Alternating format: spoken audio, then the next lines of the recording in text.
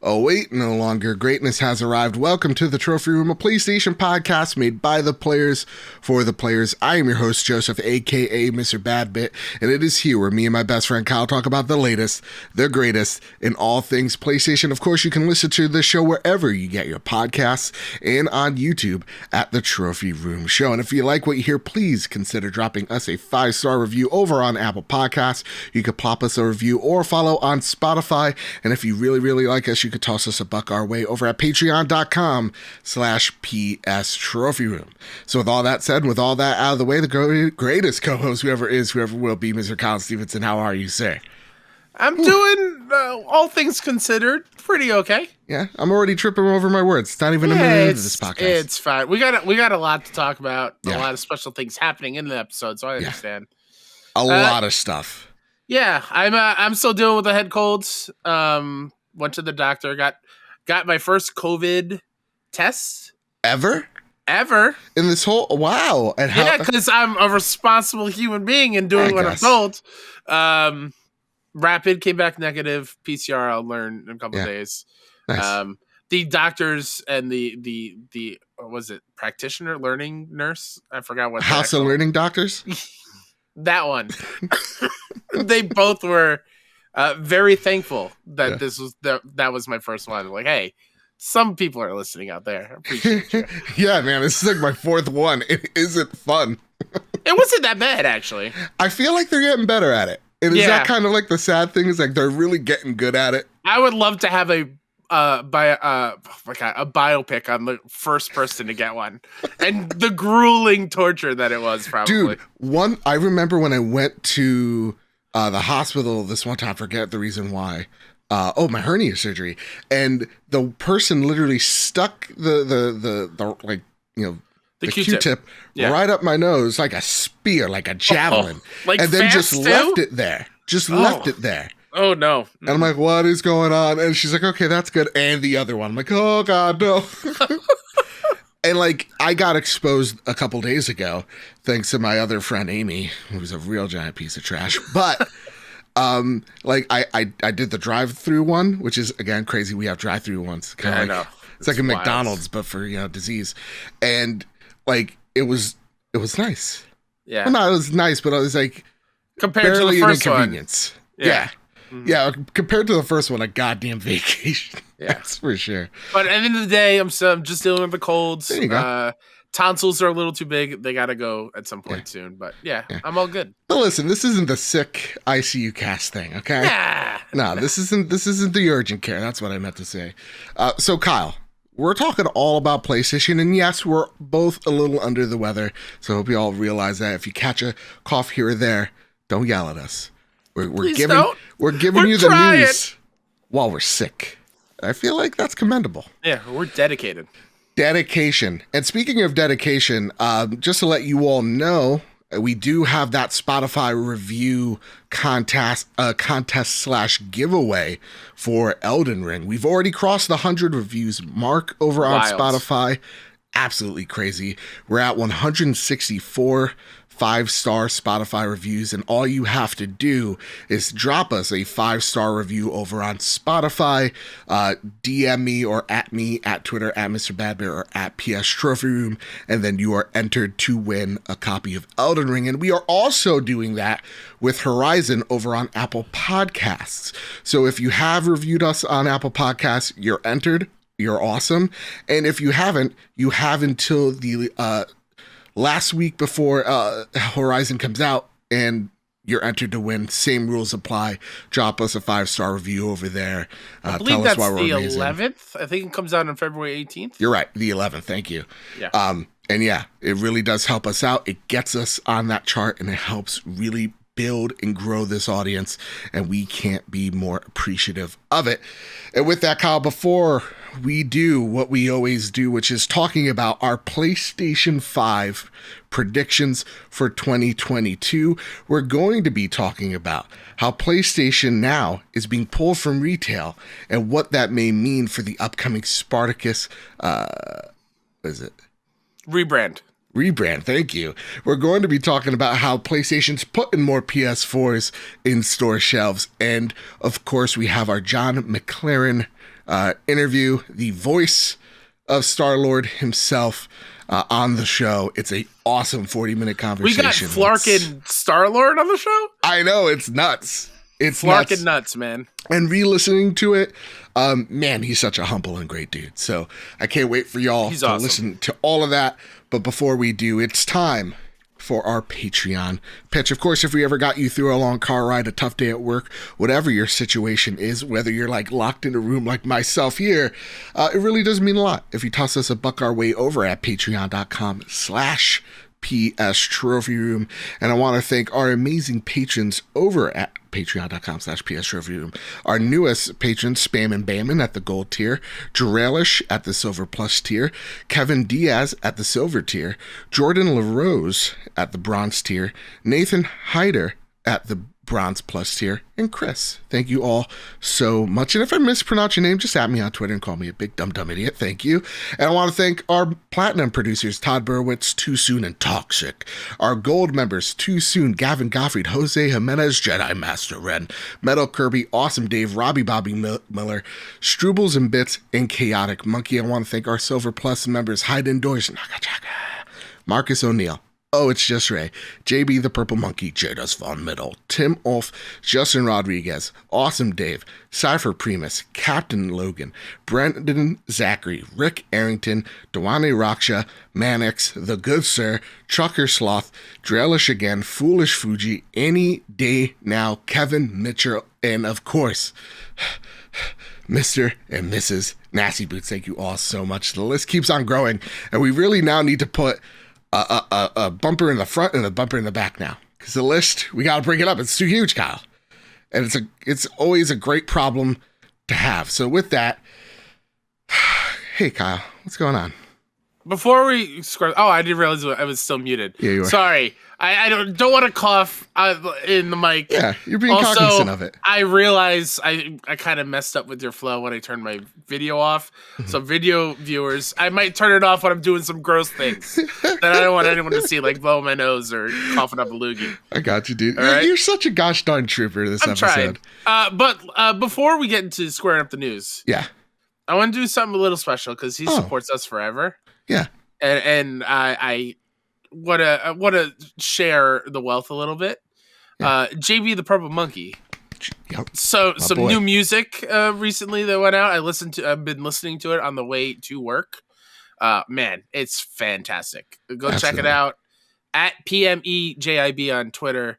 In My Element. Yeah, I think you can listen to it everywhere. It's just like some vibing out, like lo-fi hip-hop stuff. It's really, really good. He's so gosh darn talented. He's so talented. And he's been a supporter literally since day one. Forever. Exactly. He's literally like a little brother to me. I love and appreciate him so much. So yes. And if we could, Kyle, put it in the notes. Put that in the description, because I want to also shout out my little bro. Absolutely. That said, Kyle, I wanted to do something a little fun, because we're still opening up the year, and yes, there's a ton of news to talk about. But I want to talk about our PlayStation predictions for 2022.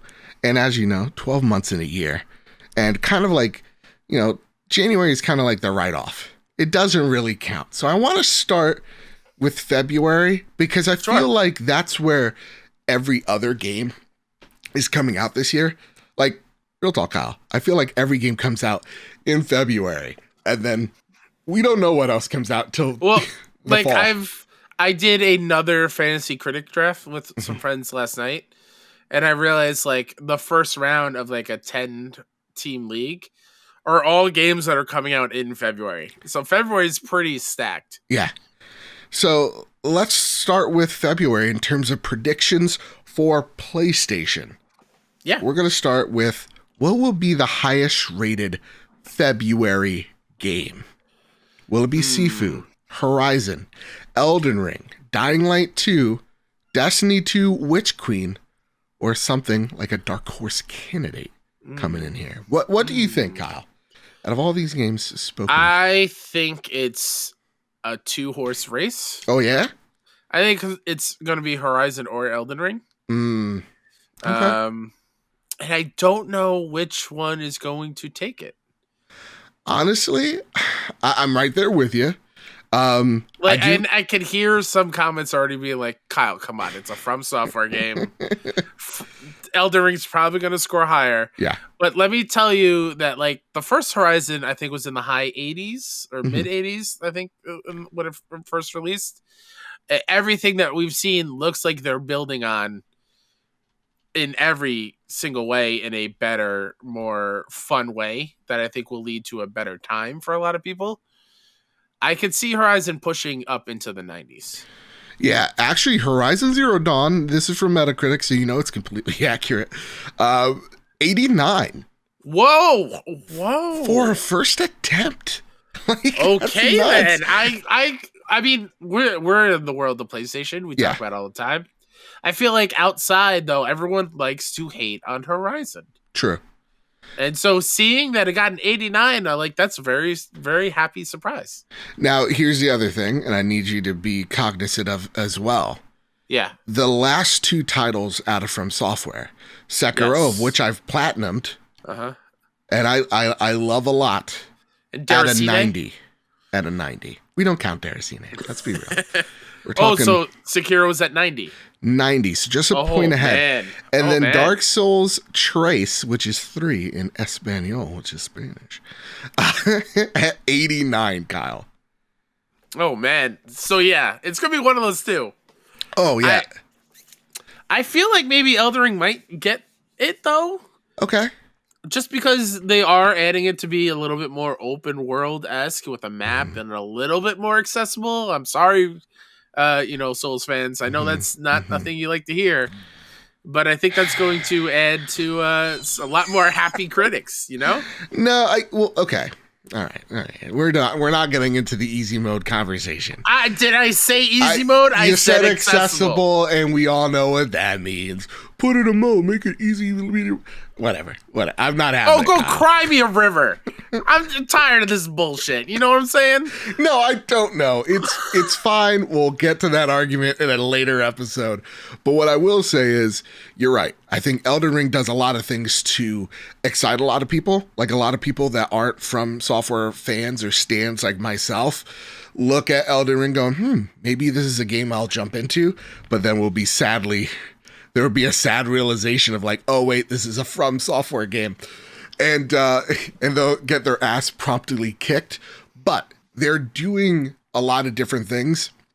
And I think the open world element is really exciting because of the spins that they constantly take and also expansions to their ideas of old. There's always a little bit like, for example, they'll introduce a new mechanic like the specialty weapons in Bloodborne. They'll come back in a way with Sekiro with the prosthetic tools.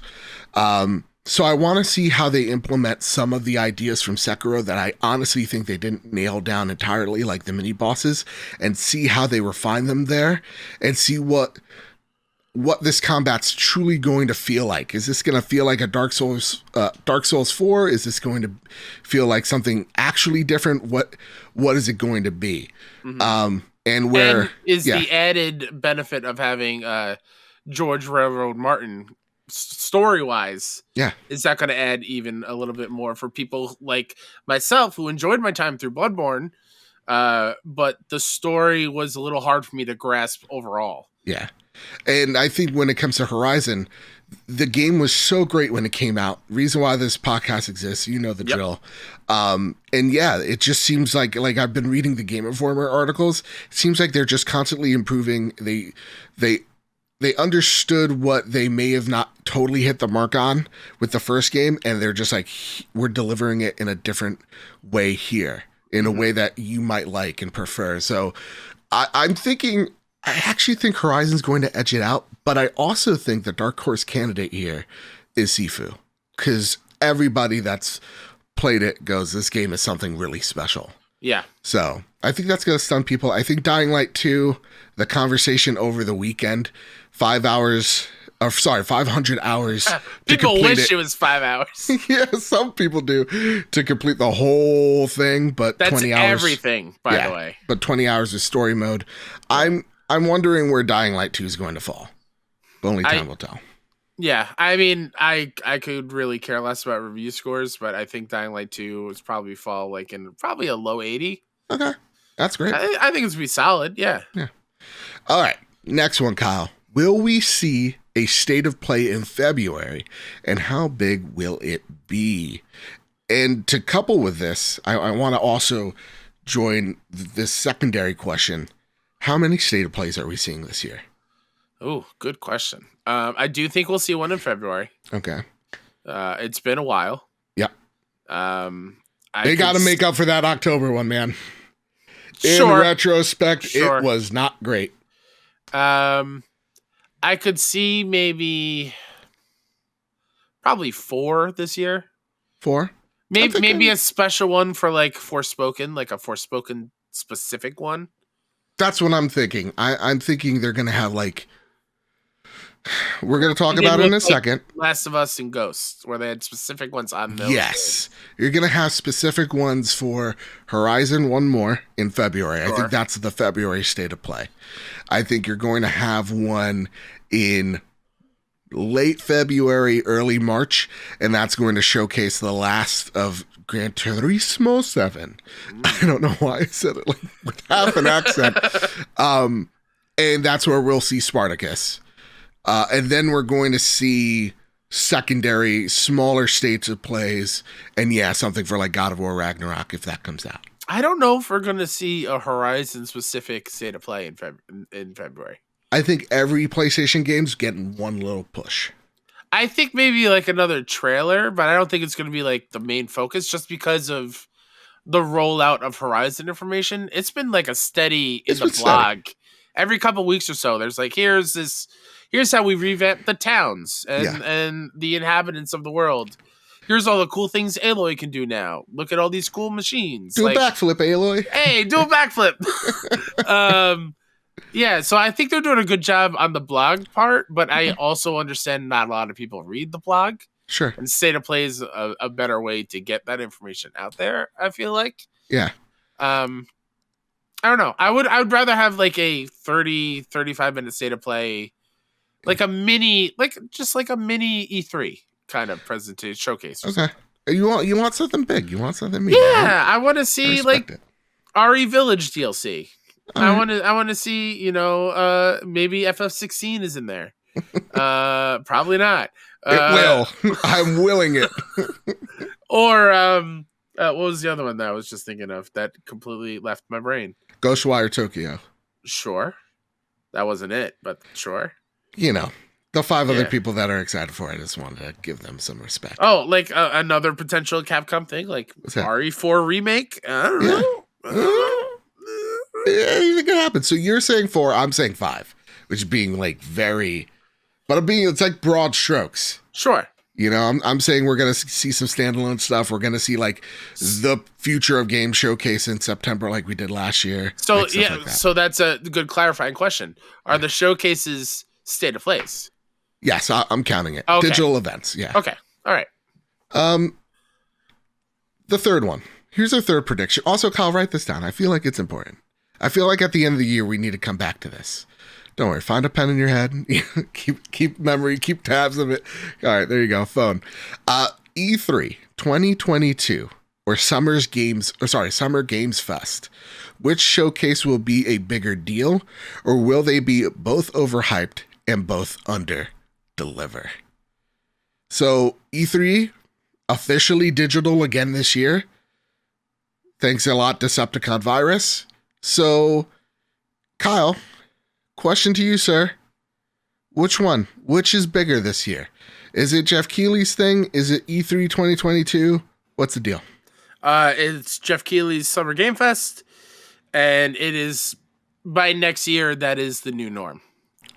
Oh, really? I do think E3 is over as we know it, and I do think it's just going to become Summer's Game Fest. All right. I'm thinking that Summer Game Fest is going to be the bigger deal. I think they haven't learned their mistake, though, from last year in terms of like all these companies, vying for space. Maybe they nail it a little better this year, but I think they're in in all intents and purposes, I think Summer's Game Fest is going to be the bigger deal, bigger than E3, because I think that was a bit of a dud last year, if memory serves correct. But I think they're both going to underdeliver. And so for me, it's kind of a bit of both. But I do think, because I'm optimistic, that we'll see E3 2023 and it'll be bigger and better than ever, because hopefully by that time, everything's back to normal. Because let me tell you, as the first time getting media for E3 last year, what a letdown. It was just a ploy. Digital thing. It was just a marketing ploy. It was not anything to write home about at all. No, I don't even count that. Yeah, no, definitely not. So, okay. My next question for you, Kyle, is one that's going to hurt your soul. What games do you feel are getting delayed? Oh, God. How many do you think are getting delayed? Just a broad number. Out of the year or just delayed in general? Just delayed in general. Like Stalker 2, which is a game that people are excited for, I assume on the Xbox side.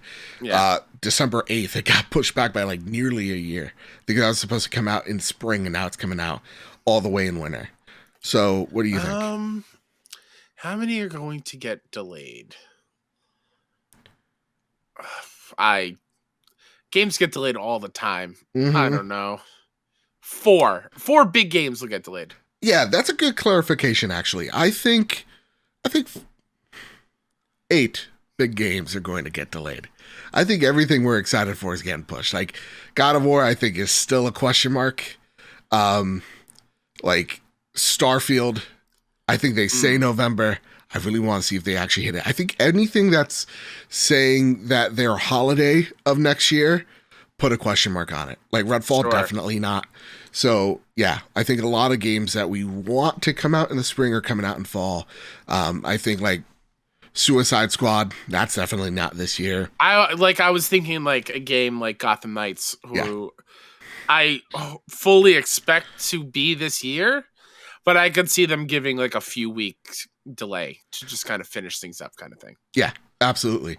And again, take your time. Good games are good, bad games are bad. That type of quote insert there. Here's the one thing. Do you think that PlayStation VR 2 is arriving this year? With all the chip shortages, the global supply chain that we now suddenly know is a thing that exists. Are the same chips needed in VR 2? This is a stupid question. I'm not an engineer. An engineer will yell absolutely into their car hold radio. On, I'm listening. They're saying maybe. They're saying maybe. I totally could see it being a November thing. Yeah. But something is screaming at me February next year for VR 2. Yeah, I'm thinking that could be pushed back a couple of months. But it also just depends on what number does PlayStation want to hit. We all want VR to succeed, but like, what's the realistic number that PlayStation has in their head, and what's the goal that they have? Is it 1 million at launch? Is it 2 million at launch? That's something to consider. What type of silicon they're going to probably use also matters for that supply chain. So I think that one's also like we'll hold that and maybe not. So wait, what are you saying so I can write it down for posterity? You know what? I'll say that it's not coming out this year. I think they'll say that it's coming out this year, but I think it's early 2023. So that's one of your delays. Yep. I'm counting it. All right, here's the next one. Will we be owning our own custom Monkey Man NFT? Here's a serious question. Will NFTs be common/mainstream in the marketplace by the end of the year? #metaverse. I will not own a custom Monkey Man NFT. No, come on, man. We need it. I also love it. Didn't work under my tweet today. I love how in the span of 20 minutes, I had 2 different conversations about an NFT thing. Within minutes, NFT bro with tens of thousands of followers like them. Yeah. Like they must have Google alerts. Like, all right, time to spill the Kool-Aid into everyone's drink. I do think by the end of the year, it's going to be pretty commonplace. pretty commonplace, just like paid in-game items were when those started kind of rolling out. I feel like it's just going to be this is gonna happen kind of thing, begrudgingly.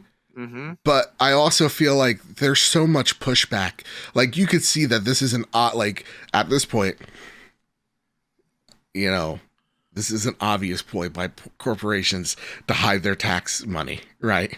To embezzle some cash. Because, like, you saw the amount of heat where there are articles being written up by, or sponsored articles on, popular gaming sites to talk positively on NFTs. Everybody doesn't know what the hell these things are, but we're told that they're going to make so much money and they're going to, print us so much cash, and it's how we own our digital goods, but we can't trade or sell our own digital licenses of these games that we're playing. So a lot of problems with it, but I think there's going to be that one company that figures that all out.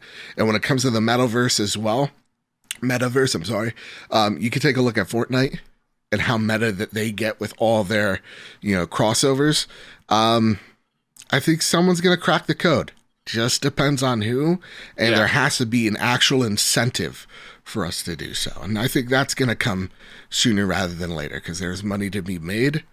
And so you bet your butt companies are going to come in there. All right. Will we see more acquisitions from Sony? If so, who? Oh, and also, before we even get into this question, here's just an ask for Jadis Von Metal. I announced on Twitter that I would like to start our own NFTs, which stand for non-fungible trophies. These are trophies that we're actually earning, not like these $1.50 games that Kyle's getting at. I want you to share your trophies, your hard-earned trophies, at us at PS Trophy Room. Here's my Bloodborne trophy. Here's my Sekiro trophy. Here's not this, I don't know. Wait, are you going to take them and turn them into a non-fungible trophy? No. And then sell it back to the owner for a fee? Is this the scam we're running now? Yes. And here's where James Von Metal comes in. If he wants to, on his own spare time, if you can make monkey versions of us, the chimp NFT things, I will give you an undisclosed amount of money to do so, Jadis Von Metal. You're super talented. I'd love to see it. I'm literally killing Kyle right now. He's having a coughing fit.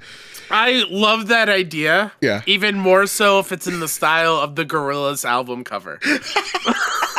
That we can put on a shirt or a poster or something. I think I'm going to be like, here's our official NFT. Please don't. Exactly. Please don't take it. That would be in the third box, and then the trophy room logo in the fourth one. Oh my goodness. All right. Before I straight up kill Kyle here, will we see more acquisitions from Sony this year? If so, who and how many? As much as I would love them to scoop up Ember Labs, it might be too soon.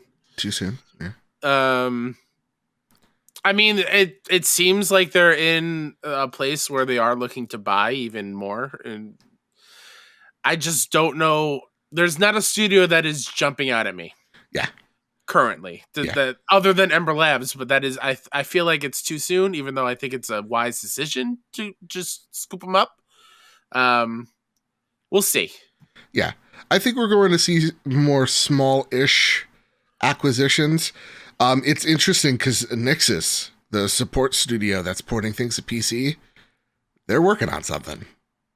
So that's going to be interesting because they have a narrative director there. So again, I'm incredibly curious of where these acquisitions lead, but they are not the last, and there's going to be, I think, plenty more. All right, Kyle, here's the next prediction for the show. Are you ready? Yeah, this write-up is nonsense, but go ahead. Sony is pulling... will Spartacus pose an actual competitor to Xbox Game Pass? And it comes along with a story breaking news out of Jeff Grubb, coward who won't be on this or won't come on this show, from VentureBeat. Sony is pulling PlayStation Now retail cards from UK realtors or retailers. Gamers in the UK will no longer have the option to buy subscriptions to PlayStation Now at UK retailers beginning on Friday, January 21st. Retailers in the country will have to pull PS Now cards from their shelves, according to a message to outgoing stores like Game this week. The message reads, stores have until closing day, Wednesday 19th of January, to remove all POS and ESD cards from all customer-facing areas and update their digital bays in line with this week's upcoming commercial update. This comes with PlayStation Now being Sony's cloud streaming and game subscription service. It hosts hundreds of games, but currently stands apart from Sony's other gaming subscription, PlayStation Plus. Recent report out of Bloomberg claims that Sony has plans to merge PS Now with PlayStation Plus. The idea would make PlayStation Plus a wild offering with different tiers. The move to end PlayStation Now subscription cards is a potential step to the path of an eventual merger. All right. So this also then an update from Jason Schreier, the man who lives in Enix. He says that this is it. This is the part where Spartacus comes in. That they also removed things from the retail stores in America. We just didn't notice because it was during the holiday season. And now that things have died down, this is happening here in the UK, and we're finally taking notice. So it looks like Spartacus is coming. Dope. Yes. I said dope, not Joe. I said dope. So, okay, when's this coming out, man? Well, interesting that it says this week's upcoming commercial update. I would have thought that if we were going to, like, the long rumored state of play in February, like, we would get it during that state of play. But what if we get it, like, in a few weeks? Maybe next week we'll hear about it. Yeah, I think this should come with a little amendum here on the show. We will cover this if it's breaking. Absolutely. Whenever it happens, we'll drop an emergency episode covering this service. If I have to go in my car at work, I will do it. Absolutely. Yo, that would be crazy. That would be really cool. Everyone at work's like, what are you doing? Exactly. I'm on the phone. Something cool just happened. But this is exciting. Yeah. I hope it is what we want it to be, where it is that access to the widely important and huge backlog of PlayStation games from systems that are not readily accessible anymore. Yeah. PS1, PS2, PS3. If you want to throw PSP in there, that'd be fantastic. That'd be fantastic. But yeah. No, I'm right there with you. I hope this is what we want. I hope it is that, Disney Plus equivalent to Netflix. That is the equivalent of Game Pass. I don't think it's going to be 1-to-1. It can't be. No, it can't. Will you be bummed if it's just PS Now as part of PS Plus and that's it?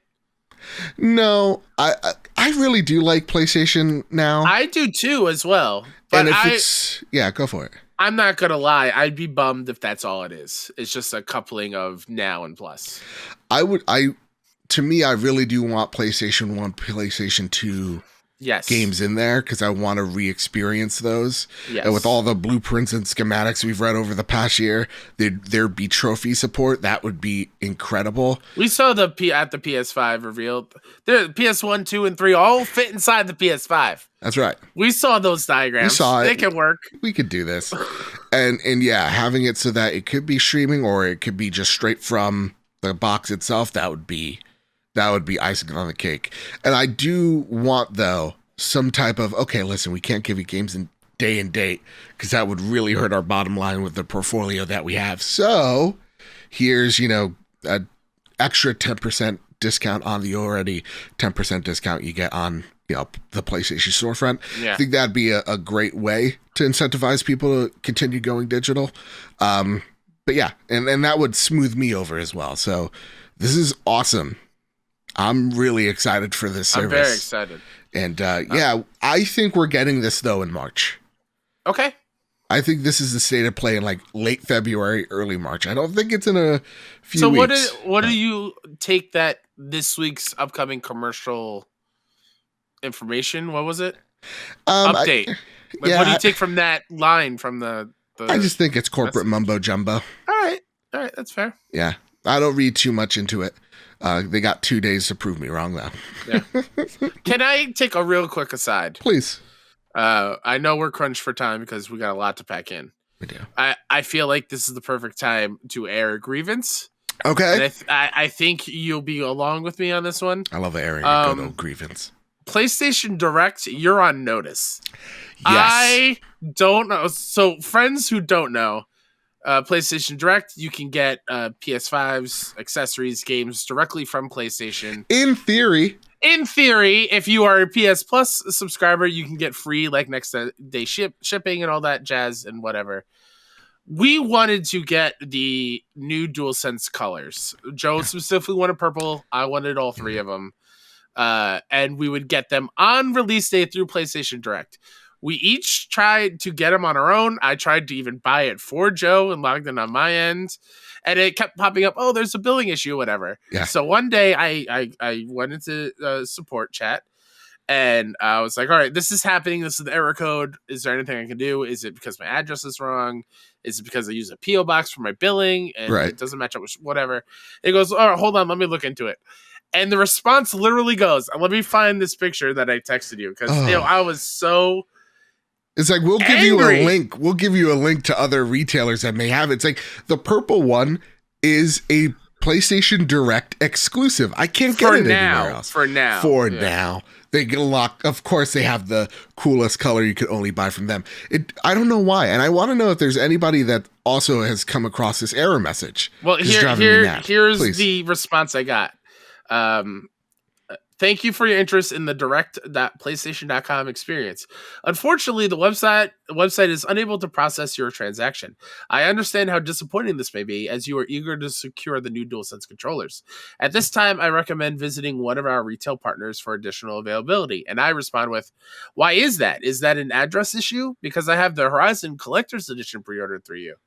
And they respond, I understand you have the Horizon Collector's Edition pre-ordered. Unfortunately, I don't have any details on the specifics. At this time, I can only refer to you to our retail partners for purchase. I apologize for the inconvenience this may have caused you. End of chat. What is going on? Why can't I get these through your service? I don't understand. So your 2022 Are we blacklisted? prediction... Is this our confirmation that we're blacklisted? So your prediction is in 2022 this will be solved and we can buy things from PlayStation Direct? God, I hope so.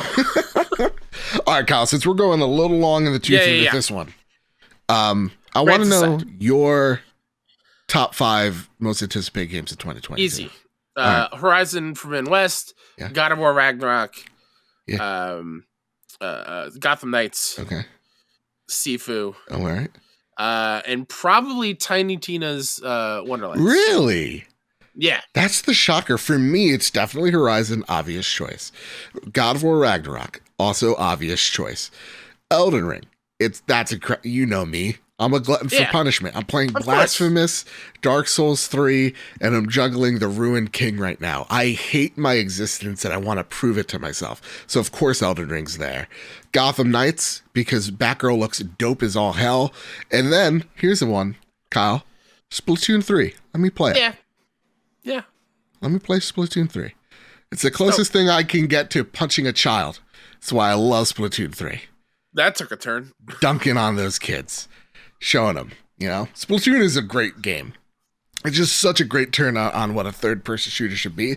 It's one of my favorite, if not my favorite, Nintendo IP. So there you go. Ooh. All right. Captain Logan writes in with all of our predictions here. He says The Last of Us 2 leaked. And now Horizon Forbidden West. In your predictions, do you think God of War will be leaked out as well? I hope not. I hope not. I have not seen anything from Horizon. I don't see that leak. I know it's probably not major, but I'm having the whole game on PS4 is apparently leaked. Oh God! But to me, it's like it's about the adventure. It's not about the destination. So I don't. This is where I think you and I differ a little bit. I just have really bad flashbacks of God of War 2018 where a major story thing got spoiled for me. Fair enough. On purpose, like maliciously for a whole bunch of people. Yeah. And it kind of ruined a little bit of that ending. So I really, really hate when this stuff happens. But at this point, it's just like unavoidable, I feel like. Yeah, it doesn't affect me anymore. Last of Us 2 got leaked, and it's so sad. The things that happened in Last of Us 2, I was not affected by. Like, I still was emotionally impacted by it. Looking back, yes. Spider-Man was also, quote-unquote, ruined for me. I saw something really rad, and it was still really rad. Oh, my God. My mouth was ajar, everyone, for a good 5 minutes. So, like, yeah, leaks don't bother me. You know. I also had, like, real talk, I have a real good feeling Kratos is going to die. So if someone's like, Kratos dies, gets stabbed in the chest or something, I'm like, all right. I saw that coming. Anyway, that's my other prediction. 2022, we'll see Kratos' death. Clear Wings writes, what 2022 release do you think will be the biggest surprise and how good it is?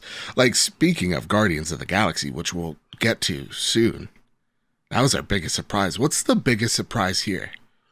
I think there's a game that has the clearest pathway to take that title. Yeah.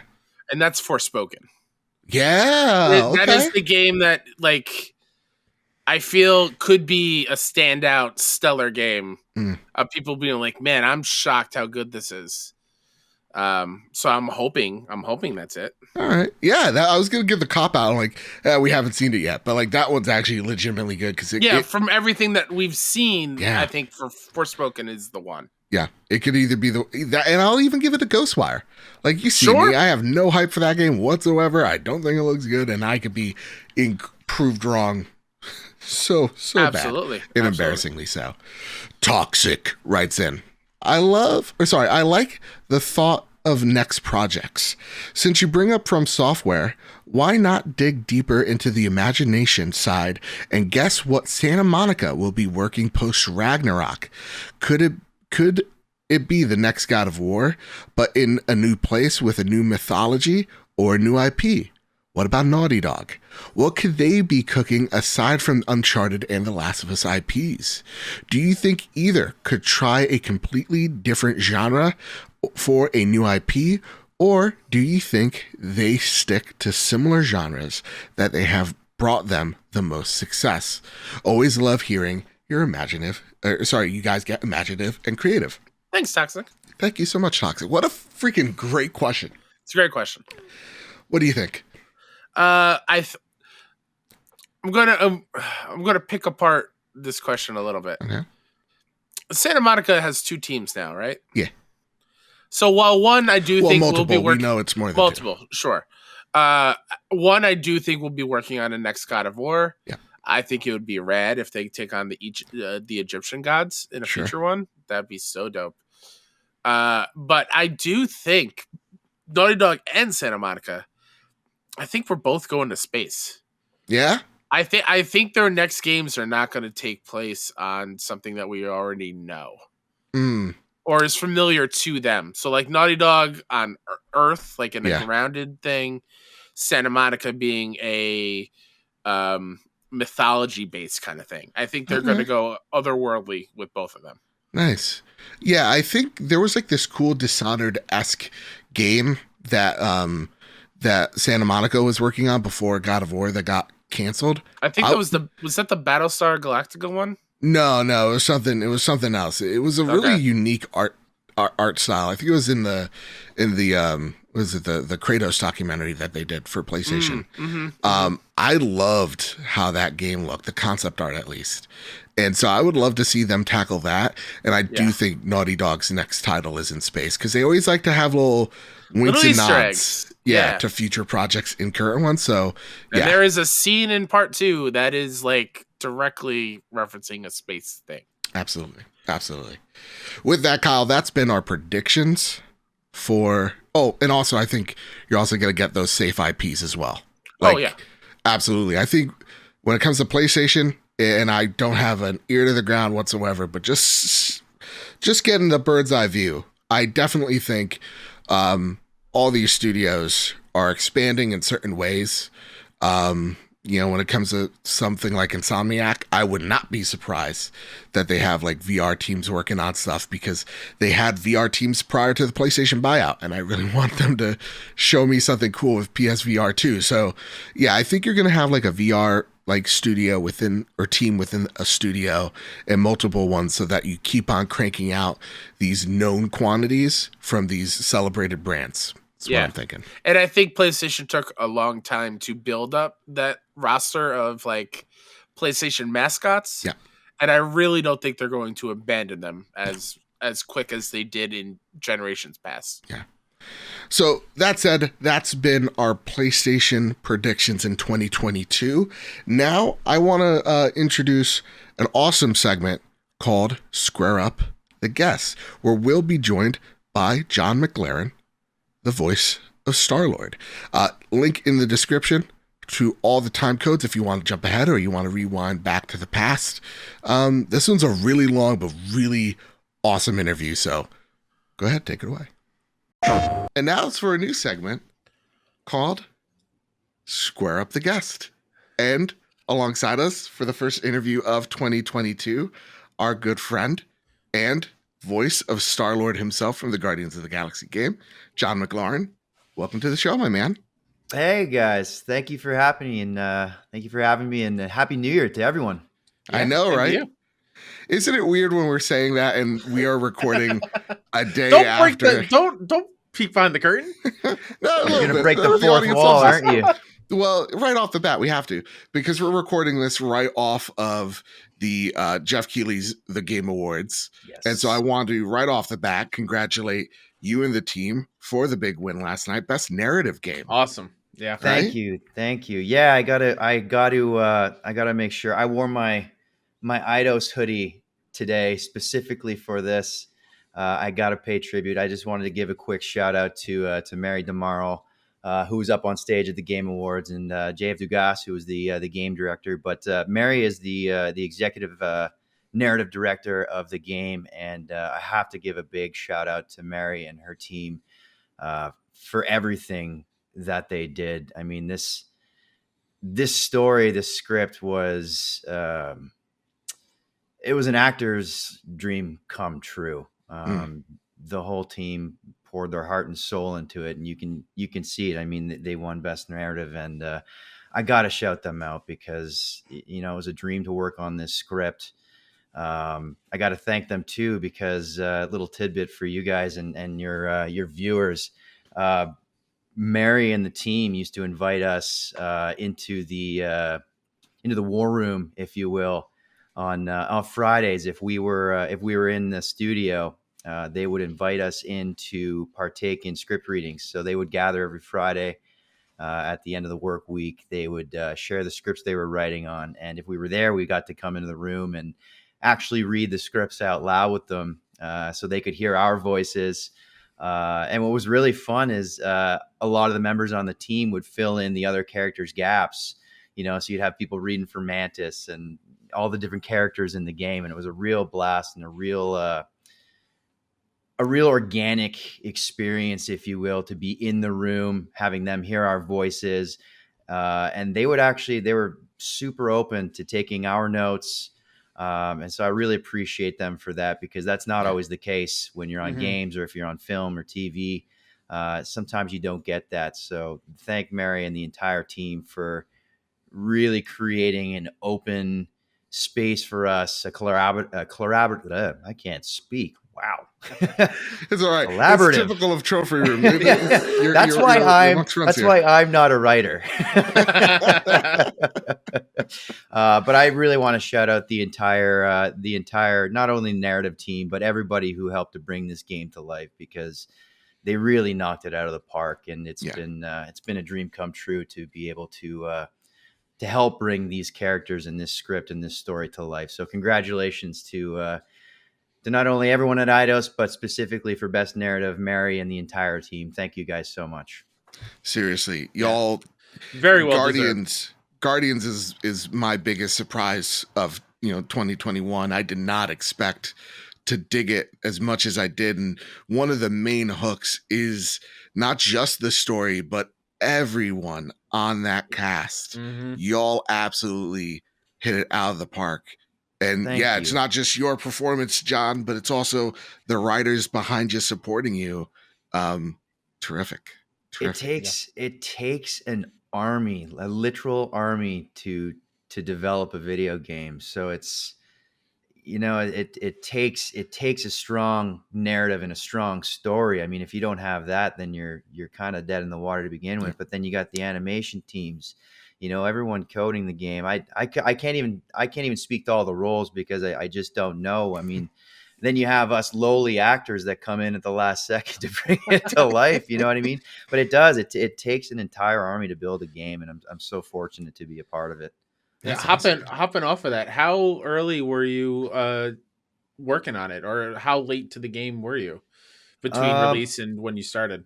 Yeah, I mean, my involvement, at least from a cast perspective, was probably 3.5, almost 4 years of being involved in the game on and off. And they kind of build these things in chunks. It's not like they have the entire script like written, or they have the entire game built and developed ready to go, and then we come in at the last minute. It's kind of they build it in chunks, as far as I know.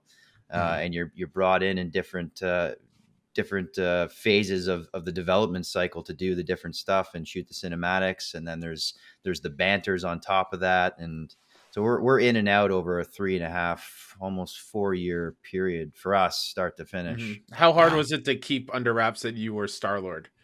I imagine it was probably incredibly difficult. Oh my God.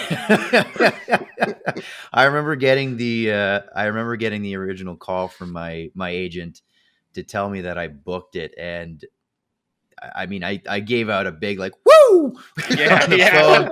Uh-huh. I think and then I got off the phone, and I think I promptly broke down. I know I shed a few tears. I was so excited to be a part of this.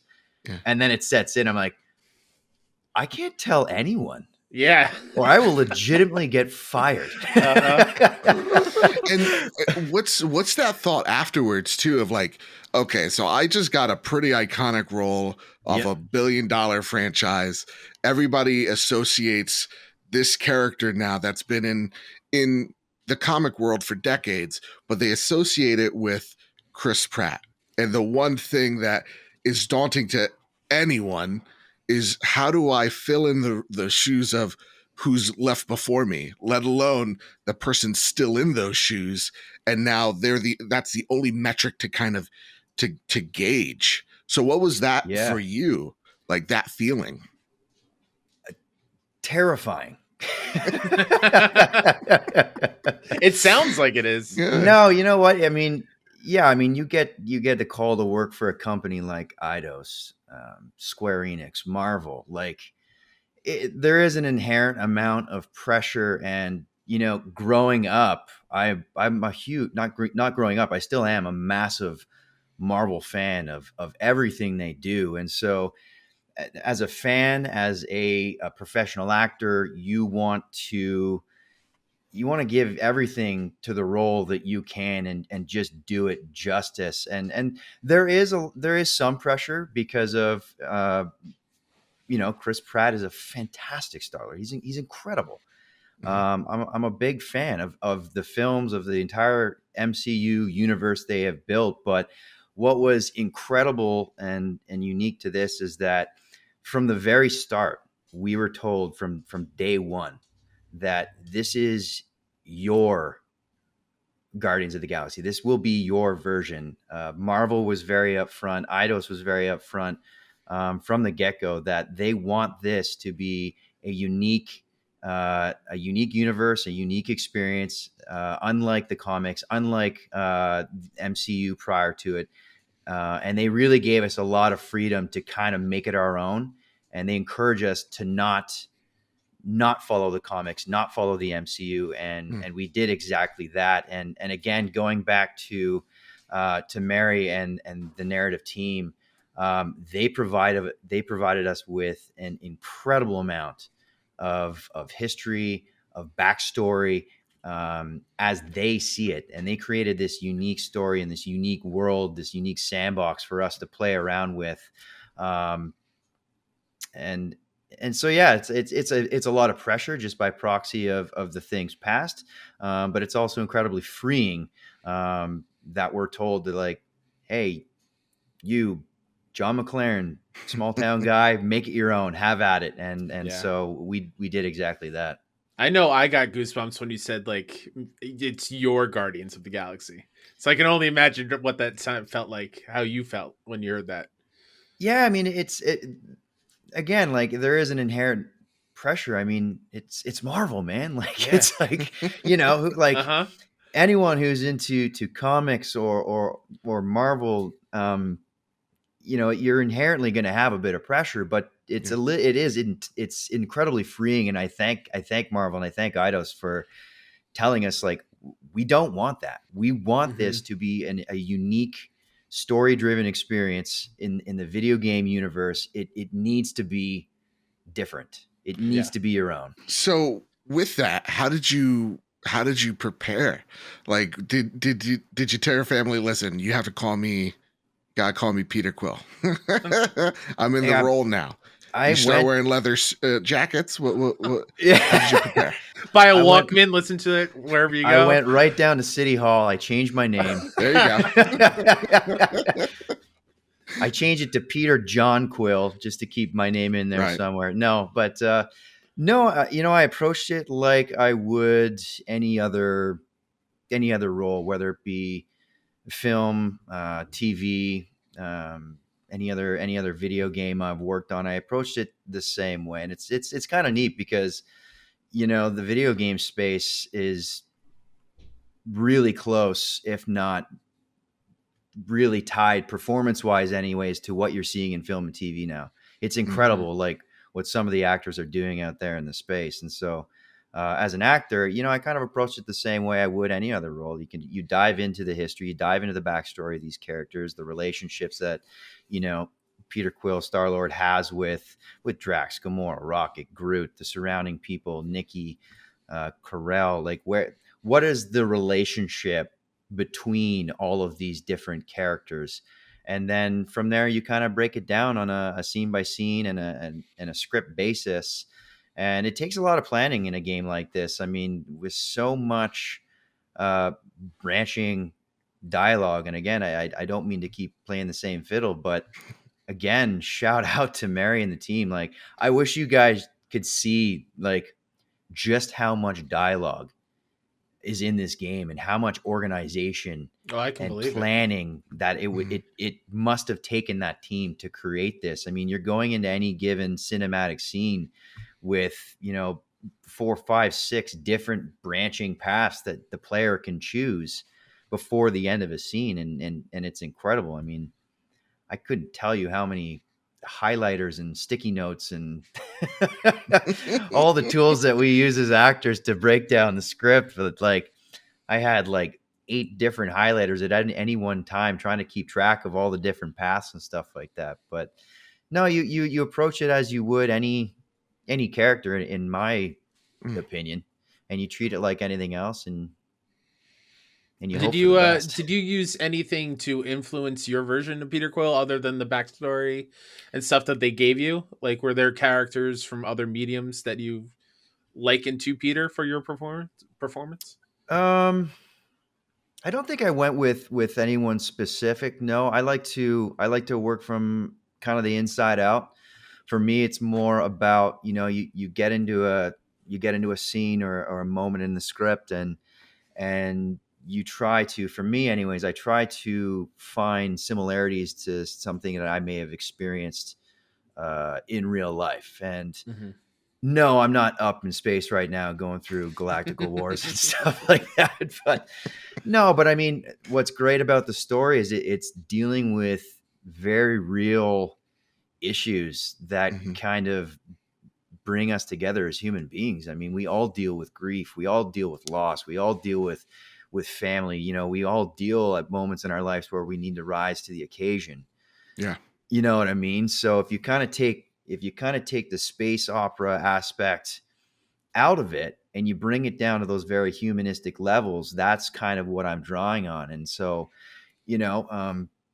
thankfully I haven't lost a motherly figure in my life, but I have lost people that are near and dear to me. So you kind of pull on those experiences, you know what I mean? Yeah, we all deal with those shoulda, woulda, couldas, and that's a big part of that game with certain moments, in characters of dealing with grief. We've all dealt with it in some way, shape, or form, and you always wish you can kind of go back and if I could change one thing, and I think that's one of the most powerful elements of that story is that mechanism of if I could just go back and just fix this one thing. There's a moment in that story where your character kind of just assumes something's going to work out in the best way possible, and then is quickly kind of shot down of this may not go that way, and you need to prepare for that. And I loved that moment because it was the most, I feel like in some mediums, they kind of let that question settle, and it was kind of such a no. This is a real conversation. It felt so grounded. And in terms of I want to give Kimberly credit as well. Her portrayal as Gamora, there is a scene again with you two, and it is so powerful. It made me an emotional wreck. And it brings me to my next question. With, recording in the age of COVID, I know you guys have been working on this for a few years now. What was that recording process like? Were you guys all in one room? As someone who is totally outside of how to make a movie or even a game, I know by documentaries of the animated Batman, where we had Kevin Conroy and why am I blanking on his name? Luke Skywalker himself, Mark Hamill, in the same room working off each other. Was there a working off each other type thing? Because you guys, the chemistry between you everyone is just palpable. Oh, 100%, 100%. And yes, shout out Kimbo. That I know what scene you're talking about, and I won't spoil it if people haven't played the game, but she's incredible. I mean, the entire cast, not only the Guardians, but all the tertiary characters and the supporting characters, are everybody that came into that studio was on point, excited to be there, passionate, and just quick shout out to everyone. So good. But yeah, to answer your question, we were very, very fortunate that 99.9% of the time we were always in the same room together. At least the core group of Guardians was always working together. I mean, COVID hit, and that shut us down for, I think, it was at least 4 months period. I'm trying to think of when that, 3-4 months period, I think it was. But luckily, we were deemed, an essential service, being in entertainment. So a lot of stuff got to come back, Nice. Albeit under very strict protocols. And I got to thank Eidos for keeping things in check. I mean, all the things that you would think would happen in a COVID, with COVID protocols, testing and, social distancing. I will say that our crew dropped down to pretty much a skeleton crew. I mean, we were accustomed to having, for example, Mary was in the room quite a bit when we were filming. For the first couple of years, there was always people coming in and out of the room from different sides of the development process. But that stuff had to stop because we were only allowed to have a certain amount of people in the room and in the volume at the same time. So it went down to just, the main Guardians, Daryl Purdy, our cinematic director, and the team that was running the actual technical side of things. Yeah. Johan, How did that affect the Simon. creative process for you?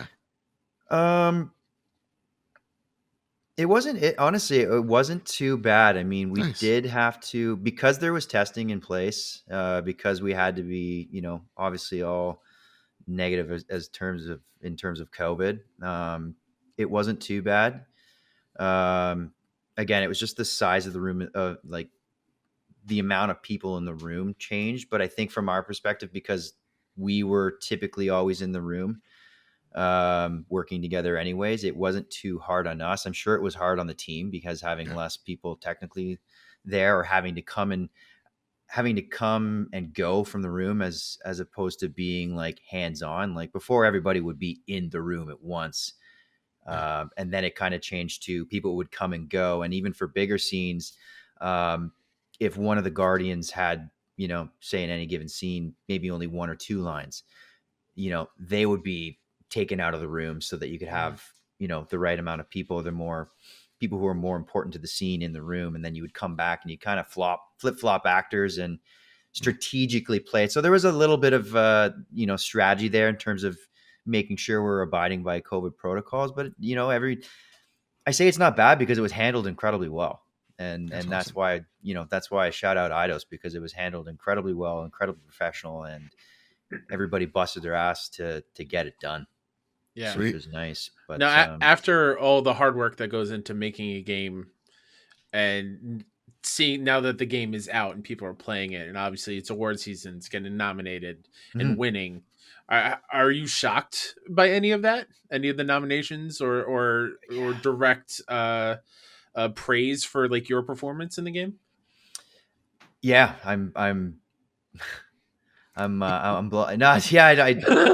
I struggle with this because I'm still like, I'm so blown away by the feedback from the players, the fans, the entire community has been absolutely incredible.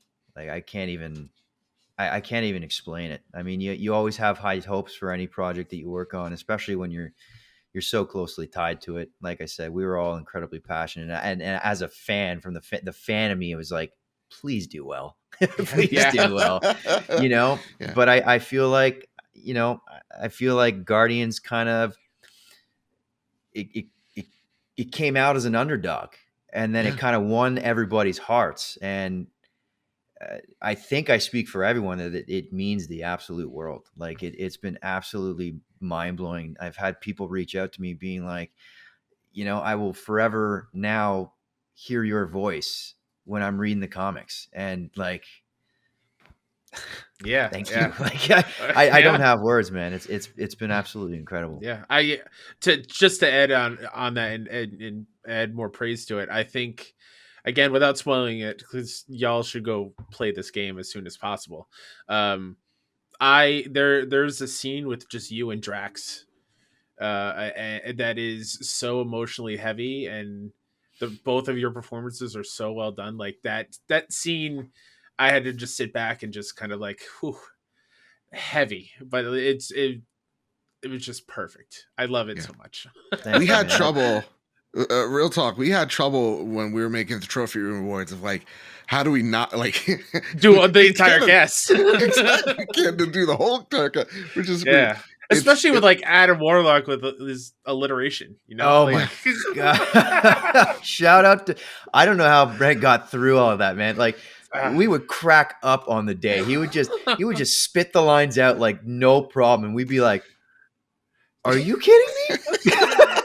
or Alex with like all of the curse words that the writing team came up with, and then Alex would just be like, bam, bam, bam, bam, bam, bam, bam, bam, bam, like Flarkin, Kertrack, and this. Going off of that, was there a lot of improvising like you guys would do while recording? Yeah, we were very lucky. We were very, very lucky. Again, along the lines of them giving us freedom to try and play with the script and really make it our own. Like, shout out to Daryl Purdy, our cinematic director. He was, if we ever wanted to try something, it was never a no. It was all, he was like, yeah, let's do another take. Let me see what you got. And, sometimes it would fall flat and it wouldn't work. But there's times that it would work. And when it worked really well, really, really well. Like to give you an example, like I always go back to this one because I was literally beside myself when I saw it. Was the original reveal trailer. I think it's at the very end of the trailer. Peter Quill has the hand of a tentacle in him. Yeah. And he's like, no, don't worry. I'll call you. That was 100% improvised on the day. Oh, that's I was just awesome. like, That is awesome. I was like, let me just screw around real quick. And I did it. And everyone like burst into tears laughing. Yeah, that's totally a Star-Lord thing. That's perfect. And then we got an advanced viewing of the reveal trailer, and I saw it, and I was like beside myself. I couldn't believe they threw that into the game, but it's a testament to the trust of the entire team and between the actors and Daryl and the team really entrusting us to make it our own and allowing us to make it our own. It's awesome. Yeah. Now here's a question, and this question comes from John. I want you to buckle in for a second. Oh boy. This comes from the most famous Seamus I've ever met in my entire life, who writes in, just like you can too, if you add us at PS Trophy Room or part of the Trophy Room Discord server. And Cool. honest to goodness, most famous Seamus. I can't even think of anybody that even tops it. They write in, do you have a favorite moment / line from the game? Because we talked about ours. We got very emotional during this game. Is there one part in particular that you're like, oh man, this is heavy, Doc? I love, and then I hate this question at the same time. without spoiling. No, Yeah. I know. I mean, I think I can speak to that Drax scene that you guys were mentioning before. We call it Star-Lord and Drax at the Rift. We're kind of standing at the edge of the universe and nowhere. And it's great because it's a scene that you can actually miss in the game, depending on the choices you make. Oh, okay. That's cool. Yeah. So you can actually completely miss that scene altogether. And I'm glad that a lot of people have found it. So that one sticks out to me. It's hard because I don't want to spoil anything for people, but you know, there's I'll just say there's scenes with my mom. There's some very specific scenes with Corel and Nikki. You mentioned the Gamora scene with Gamora. It really is. The reason why I say I hate this question is because it's almost impossible for me to pick one. But I what I like to say is that being Star-Lord and being the, you know, one of the main characters in the game, I had the very fortunate opportunity to work with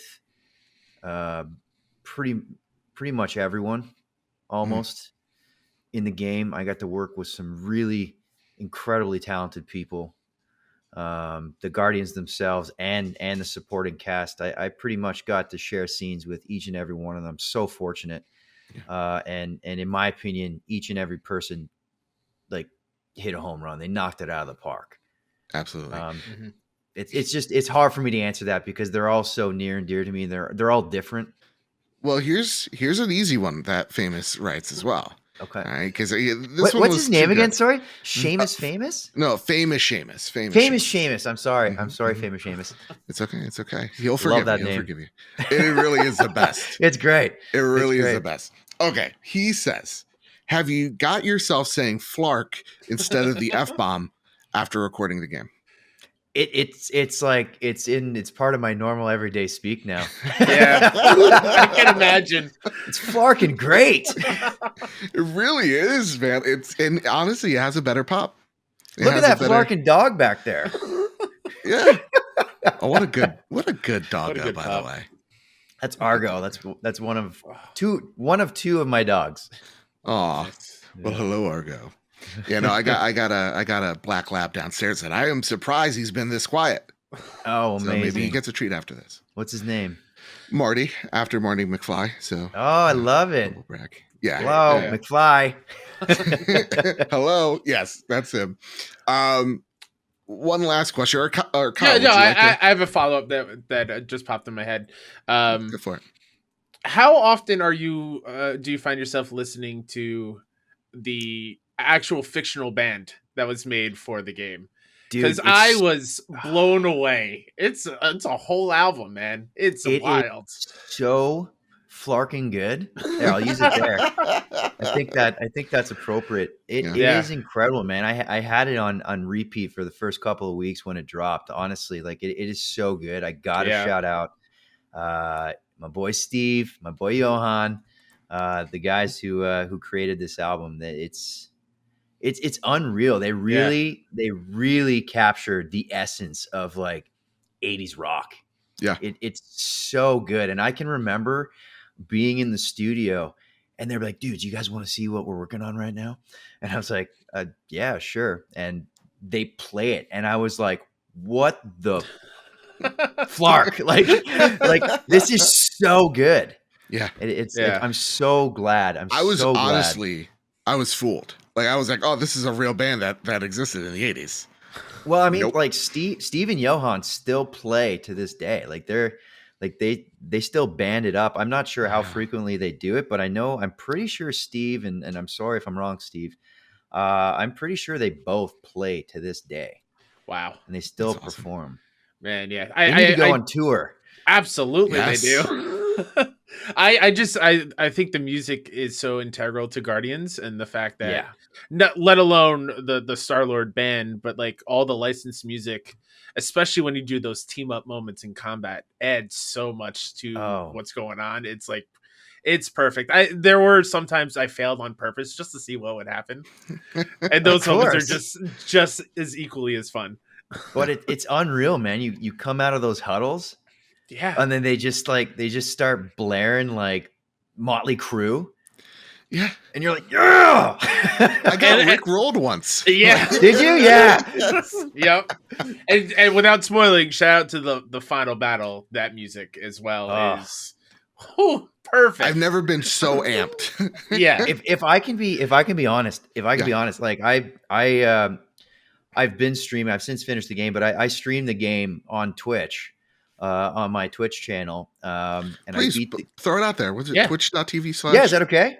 Yeah, yeah. It's my Twitch channel is it's twitch.tv/Jon McLaren IRL. So it's Jon McLaren in real life. Nice. Somebody's got my real name, and I was like, come on.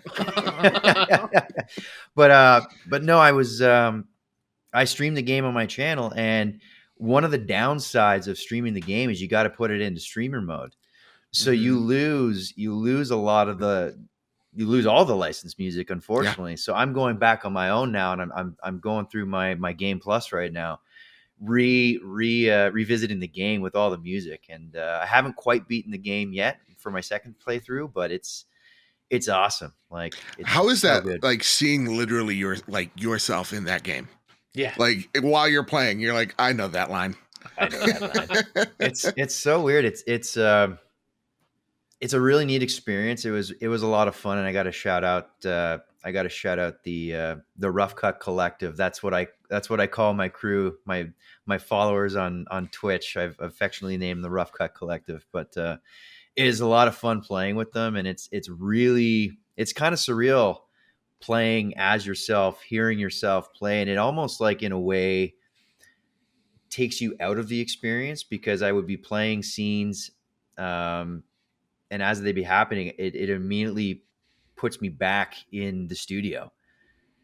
That's awesome. You know, in the skin tight mocap suit with the balls all over you, and like how is that? By the way, like doing actual mocap on a game, is that? I would imagine being a little claustrophobic because how skin tight everything is, but like, how intense is it on a day? It's a little weird at first. Yeah. You're kind of like, wow, this is. I'm out there. Yeah, exactly. There's no hiding anything. Yeah. No, but I've been doing it for a while, and it's you get used to it. Sure. And from an acting standpoint, again, it's really interesting because unlike a film or TV set, you don't have the set. You don't have an artificial space around you, like physical things that you can see or pick up or use in your performance. It's all up here. It's all, you got to imagine it. Mm-hmm. But what was a lot of fun is like, when there's a scene where, you got the massive sacrosanct ship where you arrive at nowhere and you have this big floating head. You know, what was really good. And again, thank you for Daryl and the team. They would have like some concept or early artwork up for us so we could kind of envision exactly what it is we're looking at, you know, which really helps. But it's kind of freeing. It's a little like, it's kind of like theater in a way, you know, because unlike film and TV, you don't have cameras, you don't have lighting, you don't have any of that stuff that you have to constantly be moving around and shifting from take to take, from scene to scene. You're just in the room and it's like, it's go time. Nice. So you're just pumping stuff out. Yeah. But it kind of feels awesome. Like acting in its most like rawest form. It really is. Yeah. That's a perfect way to put it, man. It really is. And it's I'm just very fortunate and grateful that I've had the experience to work on games that allow me to work in that kind of an atmosphere. It's fantastic. We got one last question from Marcus O'Neill, fellow Canadian. I booked the entire day off for you guys, so I'm good to go. Oh, all right. You know, well, listen, oddly enough, we were going to start a 12-hour stream. Yeah. Let's play through the game with you alongside us. I think that's I am so in. Marcus writes in, he says, I'd be curious to know Jon McLaren's gaming history. What are some of his all-time favorite, and he spelled it with a U, it's the Canadian treat here, favorite games, and what has he enjoyed recently? Marcus, what's up? Thank you. I mean, I've been playing games since I've been old enough to hold a controller. Yeah. One of my earliest memories is actually standing behind my dad. He was propped up on some kid seat playing the original Mario Brothers on the NES. I've come up with Nintendo, so I tend to be a bit of a Nintendo fanboy, but it's hard not to. I mean, they're one of the best developers absolutely in the world. All-time favorite franchise is anything Legend of Zelda. Okay. Big Legend of Zelda fan. Have you played Breath of the Wild? No. Yes. Oh. Well, because we have a inside joke in one of my DMs about Breath of the Wild. I want to know this, just to interrupt. Where would you rank Breath of the Wild in terms of Legend of Zelda? This is such a hard question. It's like choosing which is your favorite kid. Exactly. I have a hard time with this one because across the board, Breath of the Wild is like 10 out of 10 game. I don't think anybody's going to dispute that. I got a few friends that would. Oh yeah, okay. Yeah. You tell them to call me. All right. Bet. No, it's so good. But I'm always torn between that and Ocarina of Time. My man. Ocarina of Time was, that was my heyday of gaming. I was probably 14, 15 maybe when that game came out. What was it, 96 when that came out? Yeah. I'm aging myself here, but it's okay. I was 6 years old. No way. Yep. Absolutely. But like you hit your teen years and you're just entrenched, right? Like you don't have a job. You're not really doing much. You don't want to come downstairs for dinner. You just want to play video games. You got no bills. It's great. You got no bills. Oh man, what a dream, right? Man, I miss those days. No, but that was the heyday of gaming. So it's hard for me because that holds a special place in my heart. Little story for you. I used to have friends come over with little CRT televisions and their N64, and we would set it up, and I'd be playing on my main TV. He'd bring over his CRT television. He'd have that set up. He'd be lying on the couch with a little CRT TVs are not little, but we would lug equipment to each other's houses so we could play Ocarina of Time together, side by side, and experience the journey together. Awesome. It was crazy, but that's awesome. Yeah. But it's hard for me to pick. But Zelda, any Mario. Yeah. I'm a big Halo guy. I love Halo. Same. Yeah, Same, Halo, John. The Gears franchise. If you want to hop over to the PlayStation side, let's Last of Us. Yes. Last of Us, God of War, I know. Yeah. Uncharted, like I love story driven games. Like I really do. That's my jam. So Well, I will say this: the correct answer for Legend of Zelda was Majora's Mask, but Good I'll let answer, you pass. too. Oh, it's so good. I'll let you Dude. pass because Ocarina of Time is. I'm hoping, Yeah. hoping, and we don't know much yet about Breath of the Wild 2. Where was that announcement at the Game Awards? Yeah, by the way, I don't know. come on. If there was one announcement I needed to see, it was that one. Oh my goodness, I was waiting for it. You and every other Nintendo fan. Yeah, but I mean they've gone on the book saying that it's going to be a little bit darker. So I'm hoping that Breath of the Wild 2 is the Majora's Mask to Ocarina of Time. I think there's going to be some really, really dark stuff. Can I make a prediction? Oh, absolutely. Yeah, Can I? Of course. Yeah, I know this isn't Guardians related, and I apologize, but It's not even I'm- PlayStation related. I'm Yeah, in no, with you, man. you're- Let's you're go. Let's good. do this. I'm going to predict that Zelda dies. Ooh. That's my prediction. I'm not saying it has to be permanent, Okay. but Okay. I'm going to call it. I'm going to call it. And the reason being is there's a I don't know if it's a flashback or if it actually happens, but there's a scene I think in the original reveal trailer where Zelda is literally falling into an abyss. Mhm. And there's a lot of time mechanics at play, so I'm hoping that I think she maybe dies early on in the game, and then throughout the game you're flip-flopping back and forth between different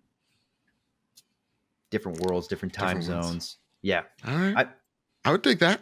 It's a silly fanboy prediction, but As someone who loves The Legend of Zelda as well, but knows nothing of its lore, I'm going to say let's endgame this. I would be, let's go.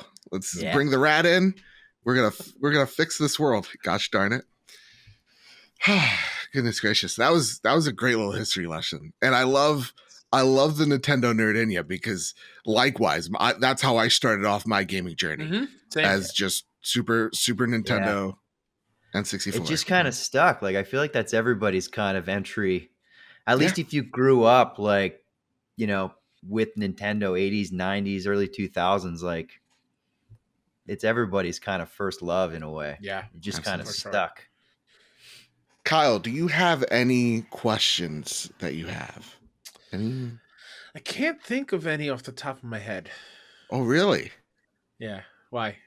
All right. Well, because I got one question that I swear to God, Kyle, I really thought you were going to ask this. Go Fire for it. It might be. I'm still so tired from the Game Awards yesterday. Yeah. My brain's not fully working. Okay. And I'm allowing this because it's a question. Okay. And it comes from Katie that writes in. Katie has Katie! 5 E's. Katie, what up? What's his opinion on the word banger? Banger? You're right. I should have asked this. Yeah. Is banger an appropriate word to use to describe something of high quality? Yeah. See, I Joe, think you're in so, the wrong yeah. here, man. John, Yeah. we were on such good terms. Yeah. It all turned. That Star-Lord band album is a banger. It's got some Yes! bangers on there. Thank you. Oh my I'll god. allow it because your voice is so silky smooth. Guardians of the Galaxy, that's a banging game. It is. It's a banger. Okay. I'm biased, but yeah. You know what? If Star-Lord says it's okay, it might, maybe. Okay. But for now, all right. only Joe's Jon McLaren softening can a use little I that. bit. play Star-Lord and I approve this message. John, thank Oh, you man. so much for hopping on, chatting you, with guys. us. This Yes. was a gosh darn blast and a great way to Absolutely, start yeah. this new year. So thank you so much for joining us, man. Thank you, man. Thank you for having me. And can I say real quick? Yeah. Thank you for the nomination. I know you touched upon it briefly before, but dudes, stuff like that, it really means the world, man. It really does. So thank you guys. I know I appreciate it. I know Jason, who plays Drax, appreciate it. I think Kimbo was on there too, I think. Mhm. And Yep. yeah. Yeah. And it's just literally, it's really a thank you for your Absolutely. performance and everybody that when we throw around these awards and these nominations, it's really just a wink and a nod and a good job to everybody that's worked on it, whether you're dev, talent, whatever the case may be. That's why we have these awards there. And I want to thank you because you really lit the fire with that retweet. Yeah. The whole world kind of just blew up around us. Man, I hope you guys know, like, this stuff means the world to us, man. Like, we see it all, and sometimes things get lost in the Twitter sphere, but like, something as big as that is really, it's an honor, man. Thank you. That's awesome. Thank you. Thank you so much. With that said, Jon, is there anything you'd like to plug on your way out of here? I'd be remiss to say maybe, I don't know. Maybe a is sequel? there any I don't know. confirmation on a sequel? If there is, I don't know about it, honestly. No, that's well above my pay grade. Okay. I think I, like you and probably a few other people, we're doing this right now. But we're just focused on the game right now and how well it's doing and the incredible feedback from the community. So nothing just to blink report twice yet, if Kevin Feige's in the room with you. Whoa. Jon's going to be in Spider-Man No Way Home next week. Confirmed. He was supposed to make me a coffee, but I don't know. But no, I just if I may, I just want to shout out again the narrative team, man. Yeah. Big congratulations to Mary and the entire team and everyone involved in the game. The awards at the Game Awards is incredible for all. So congrats, everybody. And if you don't mind me doing so, again, I stream on Twitch if anybody wants to check it out. Again, it's Jon McLaren IRL. If you'd like to find me and say hi, I'm on Instagram, Twitter, TikTok, all the things. Pretty much just my name, Jon McLaren. So awesome. I will leave it at that. Awesome. And a link to all that stuff down in the description. And of course, I want to thank Jon for coming out, taking so much of his time. Because Kyle, even after that interview, we spent like another 20 minutes talking to him. Oh, yeah. Such a wonderful dude. Oh, God. Jon is amazing. I'm so happy we got a chance to sit down and talk to somebody who is behind generally one of the best performances in years past. Yeah. And games of years past. Like, it was a flarking good time, Joe. Yeah, absolutely. And also link to all of his stuff in the description. Please. If you're not following him now, please make sure, because I guarantee you his future in this industry does not just end with Star-Lord. So absolutely. Yeah, go follow this man. That said, Kyle, it is time to finally square up the news. Let's get right into it. First bit of news that needs to be squared up is from Andy Robinson over at VGC. Uh-oh. I had a cough. Andy writes, Sony has decided to keep making PS4 due to PS5 shortages, it's claimed. Sony has reportedly extended production of its last-gen PS4 console as PlayStation 5 remains in scarce supply due to component constraints. That's according to a new report by Bloomberg, which claims that the corporation had planned to stop making PS4 consoles last year, but has now told assembly partners it will continue making the console through 2022. The decision will see the creation of around 1 million PS4 units this year, it's claimed, and offset some of the pressure on PS5 production, which requires more advanced chips. Increasing production will also help Sony negotiate better deals with manufacturing partners, according to Bloomberg's sources. Now that we have a cry counter, we also now need to do a doo-doo counter. Because your congestion, Kyle, when you said doo-doo, it sounded like doo-doo. I said doo-doo? Yeah. Hey. Yeah.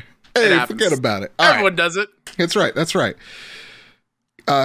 Kinzoko Ryu writes in, with the semiconductor shortages, among other things, that has led to the effect on production, distribution, and game development, meaning that a large majority of gamers are still gaming on last generation machines, and with the slow production of the current generation console availability, as well as the incremental advantages in graphics from previous generation.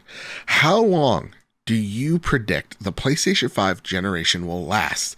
And when do you think or predict the PlayStation 4 will discontinue production? And just a little thing here for those of you who forgot that consoles are manufactured after the next generation comes out. PS1 was in production from 95 to 2005. PlayStation 2, 2000 till 2013. Woo! Oh boy. PS3, 2006 26. to till 2017. PS4 still active, and of course PlayStation 5 still active. So, Kyle, how many more years till I get to throw my PlayStation 4 in the garbage? I mean, you have a PS5 now. I That's don't right, think it's you need beautiful. one anymore. I say PS4. What they said next year, right? Yeah. Okay, so people are They'll freaking stick out to on it. the internet because. So what's going on right now is with the global, supply constraints. Yeah. What they're trying to do is they're trying to continue to buy components with their partners so that they continue to get good deals on PlayStation 5 components. So it's kind of like we're buying stuff for the old stuff so that our people that we do business will still continue to give us good deals on the new stuff. Yeah. Yeah. Well, while I understand some the way it looks, like, oh, why aren't you just focusing all on PS5s? Believe the generation something. They lied to us again. I think this is good. Yeah, I think it's fine. Yeah, This is I still- normal. this is 100% normal. Fine. Yeah, I don't see why there should be any outrage at all over this. No, none. Yeah. I think until 2023, 2024, I think makes sense as well. Then you can put the kibosh on it.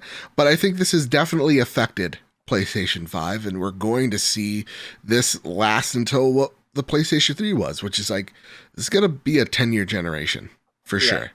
Yeah. For sure. These Absolutely. past 2 years were not kind to us in terms of like, not just the global affairs, but like in development.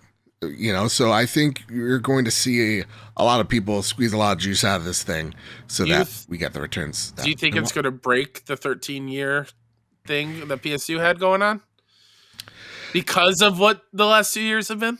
No, I think the PlayStation 2 was crazy successful is why they continue to do it. But that's fair. Not to say PlayStation 4 wasn't. It's fantastic, sold well, but it wasn't like PlayStation 2 were buying this. Some people legit just bought it for a DVD player. So, yeah. I think we're going to see it for one more year. It'll be like the second longest running. But to me, I think when it comes to the PlayStation 5, we're still going to see it for a minute. Yeah. And that's fine.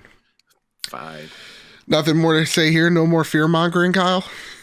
No fear mongering from me. All right. Let's get to the next story, sir. From Andy Robinson from VGC again. Andy's been a busy, He's a busy boy. person. He's busy. He's breaking all the news. It really does seem like that. Sony's Firesprite takes over Twisted Metal as MotorStorm director is hired. VGC reported earlier this week that Destruction All-Star studio Lucid had ceased development on a reboot of the classic car combat series. We now understand that UK-based Firesprite, which was acquired by Sony last year, is the developer which has taken over the Twisted Metal project. It's unclear why Sony decided to move the project to its new first-party studio, but it's worth noting that Lucid and Firesprite are located barely 15 minutes from each other in Liverpool, UK, and there's now evidence of staff moving over. As spotted by a Reset Era, the director of various MotorStorm games, plus the original pitcher for Drive Club, has this month left his role as game director at Lucid to take on the same role at Firesprite. It's unclear if Southern was working on Lucid's Twisted Metal project, or if he'll be working on the franchise at his new employer. Firesprite has multiple projects in production, including the newly announced PlayStation VR 2 game, Horizon Call of the Mountain. Man, they're getting their money's worth here, man. It's understood Sony intends to bring back the Twisted Metal game series in time to coincide with an upcoming TV series in 2023. This is a weird one because, this is another studio I would have thought maybe joined the PlayStation ranks, but not. And we get in the director leaving from the Lucid project over to Firesprite and then some of his team as well. It seems outside looking in, not a business person whatsoever. Kind of seems like a douche move. It kind of seems as Sony's cherry picking the ones that they want out of that studio, right? And bringing them over. It's just a weird vibe. Like, I'm thinking of like a Firesprite dev is at a Costco or the British equivalent. And like, he's with like his partner and he looks across the aisle. He's like, "Oi, mate, look at that. It's a elusive bloke over there. Oi, blonde." They can say that word over there. We can't. And, like, that's what I'm thinking. Like, there's some type of rivalry in my mind. But, they're really... Never make me laugh mid-sneeze. That hurts so bad. I'm so sorry. It's fine. Oi, prick! You just got, like, the lucid guy looking over like... Oh, man.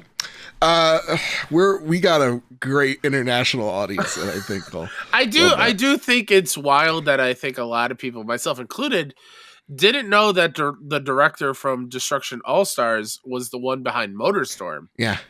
Which is exciting that he's taking on Twisted Metal, but also makes me wonder what happened with Destruction All-Stars. Yeah. Why that didn't have the same kind of like feeling that Motorstorm did, because Motorstorm rocks. I mean, again, the game felt great. It just didn't have guns. I mean, yeah, the thing that made it really exciting. The moment-to-moment gameplay wasn't there. So, to me, it's just a strange pickup, and I would love to know the behind the scenes of what it even just really means for Lucid. More than anything, is this kind of like they're picking up their team and just moving over? Like, is it like just being absorbed into Firesprite? Exactly. Like, is there a transaction they're so here that close we're to each other? Yeah, maybe they're all mates. That's what they call friends over there. It's true. Man. Would you like me to take the shovel away from you? No. This is a Ted Lasso moment. It's like, I don't understand the culture, but we're having fun. Sure. All right. So, it's weird, but I'm also still excited for this game because I miss Twisted Metal, man. Same. And like, my memories are with the PSP versions. Like, mine were PS1 for sure. Let's give it to me. I need it. Whew. All right. So you still have faith in this, Kyle? Yeah, I still have faith. Yeah, same here. I'm excited. And it seems like, again, nothing has moved as well. Like, it's still on track for 2023. And who knows if maybe this is free to play or something to coincide with the TV show. It's a success. What does that mean when it comes to, like, the other ideas that they have in terms of multiplayer, right? Like, will we get a PlayStation All-Stars? Oh, boy. Does this mean that? Will the metaverse completely get out of hand? We get the Super Smash Brothers clone that we deserve and just embraces it. Is SOCOM coming back? Yes. Yes, it is. I'm saying with confidence. I'm saying with Guso. SOCOM's coming back, man. Time for some Flash news, Kyle. This one. Hold on, I gotta run fast. The Flash meme is the best meme ever. Everybody look up, stop, pull over, Google Flash running, and then do like Google videos, and you'll see the guy from Flash running turn back and have the most hilarious squeal I've ever heard in my life. It just gives me life. All right. We talked about this earlier, but Horizon Forbidden West PlayStation 4 version is out in the wild. All of it. So start muting them words because it's happening. But Joseph isn't afraid. I'm prepared. And, Meanwhile, I'm cowering in a corner. Okay. Show me all of it. It's all out of context. Who cares? Famous Seamus says, has a leak ever ruined a game for you? Nope. I'm fine. I mean, I talked about the spoiler that ruined God of War for me.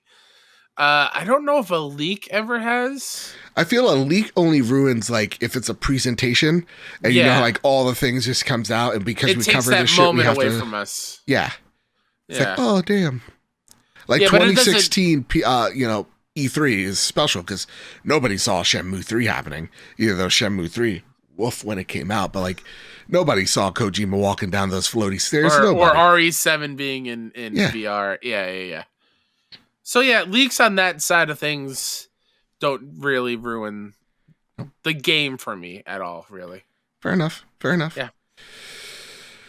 Kyle, here's a little segment, a little ditty I'd like to call Rumor Has It. You did it. You're live. You didn't call for anything. Kyle, No, I read this didn't. story out for us. Oh, you did? No, I didn't cough. Oh. What happened? Did we just fall into a wormhole? What happened? Yeah. All right. Dalton Cooper over Game Rant writes, Sony wants Final Fantasy games exclusively on PS5 this generation. The Final Fantasy franchise has mostly been multi-platform, with Final Fantasy XIV releasing for both PC and PlayStation consoles, and Final Fantasy XV coming to PC, PlayStation, and Xbox. While the series will remain on PC, it seems as though Sony is wanting Final Fantasy to be console exclusive to PlayStation yet again, if recent rumors are any indication. VGC's Jordan Midler recent commented on Reset Era about Square Enix plans for Final Fantasy. According to Midler, most of the games that Square Enix publishes will make their way to Xbox, but it's doubtful that Final Fantasy games will go beyond the upcoming Stranger of Paradise Final Fantasy Origin. Quote, Sony wants PlayStation to be the home of Final Fantasy this gen, end quote. Midler said. Midler also pointed out that Final Fantasy VII Remake was already supposed to be on Xbox, but that has yet to happen. While Sony and Square Enix haven't announced any official partnership, it does seem like Sony is indeed making sure Final Fantasy is console exclusive to PlayStation 5 this generation. Final Fantasy XVI is a PlayStation 5 console exclusive, after all, and even the non-Final Fantasy Square Enix game, Forspoken, is a PS5 console exclusive as well. While it's certainly possible that one or both of those games will come to Xbox at some point down the line, it may be better if Xbox enthusiasts don't hold their breath. Yeah, also rumor has it that because Final Fantasy's delay, there's an unannounced PlayStation exclusive by Square Enix that was supposed to be revealed already, and it's not. So that's got to be that Chrono Cross remake, right? It has to be. At this point, I think we can... Yeah, I think that's a safe bet. Yeah. So, Kyle... Joe. I saw a lot of Xbox dudes upset. And it was the funniest thing I've ever seen in my life. It's like, you took Bethesda from us. Why are you yelling? I mean, yeah, for sure. And they are making that Switch Xboxes, because in the Xbox One era, I feel is the most heavy memory of this. They didn't really have RPGs. Right. Like, any... Oh, my God. Excuse me. What's up, Kyle? I'm sorry. I was coughing. Oh, okay.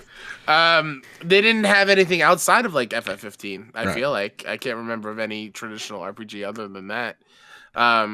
So having one of the mainstays of RPGs, one of the main RPG IP in Final Fantasy. Oh boy, that is a tongue twister, dude. Not being on your ecosystem is a bummer. Yeah. I get it, but to me, Final Fantasy has always been a PlayStation thing. Same. Yes, it did start on Nintendo, but I feel like it didn't really. It was great before then, but like 7, 8, 9, 10, that era of Final Fantasy, I feel like is the best era, right? For at least for me personally, or most impactful. You think most impactful, most nostalgic for me, because those were like my first ones. Yeah. And they've only been on, or back in the day, they started on PlayStation. Yeah, to me, this is definitely PlayStation going, oh, shoot, we don't have RPGs anymore. Bethesda's gone. We need something to fill the gap, at least for a little bit, so that we are prepared the next generation, or whatever length it is. Until we have stuff in our catalog, because like a Horizon just ain't gonna cut it. So I think this is them also looking at Xbox going, oh shoot, you're making inroads in Japan. You're doing way better in Japan than we thought. We're doing way worse in Japan than probably we thought as well. With the Nintendo Switch just absolutely crushing both of them. So we have to, I think, make a case for this console in terms of RPGs. And I think they look at Final Fantasy, the relationship that they have with Square Enix, that they have been intrinsically tied to each other since Final Fantasy VII. They have an incredibly strong relationship. And look, to me, this is just like the Bethesda deal for Xbox. This is kind of like the equivalent where it's like, look, this doesn't impact me much. Sure. Right? But I would be devastated if Final Fantasy went to Xbox and was only on Xbox. It was just that. But like, this is the thing where it's like, all right, your relationship is so close. This makes sense. Sure. And this is the closest thing to a buyout that I would allow, because I would not want any of that. Honestly, it's telling if Jordan Midler is saying FF7 Remake was already supposed to be on Xbox and it hasn't already. Yeah. That's a huge tell. Yeah. Why isn't it already on there? I thought that was the plan. It also is like, okay, so now when it comes to like the next Persona, I think that's like the biggest test. It's like, is how hard is PlayStation going to fight for that? Exactly. Because like, you probably do have to give up ground to the Nintendo, whatever the next Nintendo Switch is, since it's so prevalent there. It is like, absolutely. It is the console of choice there. So it's like, you can't give up that ground to Xbox. One would assume if we're trying to keep score like some type of weird referee. Yeah. Yeah. So, yeah, this is a really interesting story, but this is awesome to see in a way where it's like PlayStation is they're aware. And I think this is one of those stories that kind of screams they're aware and they are willing to play a similar game to what Xbox has been playing with the Bethesda deal and some of their latest acquisitions. So this is really interesting to see, really telling as well where this generation is going to go from there. But with that, Kyle, I do have a question while you're sick as all hell. I'm here. Okay. Are you holding on to something? Yeah. Prepare the drop. Here are the latest steals and deals dropping into the Steam and Epic Game Store. All right. What? Yeah, exactly. Where are we? I don't know. In my PC, apparently, we're dancing on the graphics card. Listen, the only game that's really come out of import is God of War on PC, getting some stellar reviews. Kyle, I'll read the first one. You read the second one. I'll read the third one. That works. All right. Windows Central Jez Corden rates God of War at a 100. You already know that God of War is hailed as a masterpiece with top shelf acting, writing, and next level art direction and satisfying combat. A question emerges of any console PC port. Is it faithful to the platform? And the answer is a resounding yes. And Jordan Midler over at VGC gave God of War on PC a 100. He's God a PlayStation fanboy, it's obvious. God of War on PC is the definitive way to play an absolutely essential game.